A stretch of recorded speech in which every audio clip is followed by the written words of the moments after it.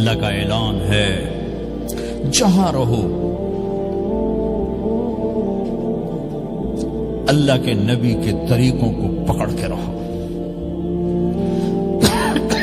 اللہ تعالیٰ تک پہنچنے کا بس ایک ہی راستہ ہے، ایک ہی راستہ ہے، ایک ہی راستہ ہے، وہ ہے جناب رسول اللہ صلی اللہ تعالی علیہ وسلم کی مبارک زندگی. نقل مار لو، نقل مارنے سے پاس ہو نہیں جاتے لوگ. ہمارے انڈیا پاکستان میں خوب نقل چلتی ہے، وہ نقل لگاتے ہیں پاس ہو جاتے ہیں. میں بھی ذمہ داروں کی اولاد، پڑھنے کا شوق نہیں تھا، ہمیشہ نقل مار کے ہی پاس ہوئے، کیونکہ پڑھنے کا شوق ہی نہیں تھا. ماں باپ نے ڈنڈا چڑھا دے کہ ڈاکٹر بنانا ہے، ڈاکٹر بنانا ہے، ڈاکٹر بنانا. مجھے کبھی زندگی بھر شوق نہیں ہوا کہ میں نے ڈاکٹر بننا.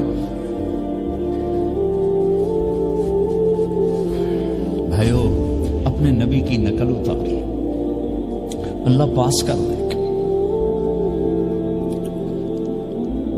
اس نے ایک چنا ہے جس کو حبیب بنایا ہے. 10,000 سال کا پروسیس ہوا اور اس میں سے محمد مصطفیٰ صلی اللہ علیہ وسلم کی ہستی کو وجود ملا. آپ کو آنے میں اتنا زمانہ چاہیے تھا کہ اعلیٰ سے اعلیٰ چیز کے بننے میں دیر لگتی ہے، تو کائنات 10,000 سال گھومی اور تب جا کر میرے حبیب مصطفیٰ صلی اللہ تعالی علیہ وسلم کو اللہ تعالیٰ نے وجود بخشا. سب سے عالی نسب، سب سے عالی خاندان، سب سے عالی صفات.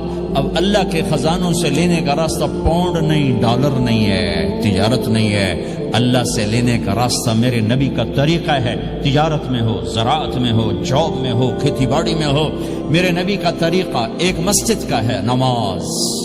5 وقت کی نماز یہ میرے نبی کی آنکھوں کی ٹھنڈک ہے.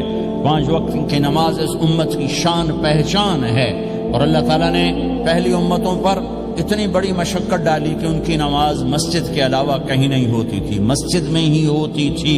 ہمارے لیے کتنی آسانی کر دی. جاب میں ہے، مصلی بچھا، نماز پڑھ.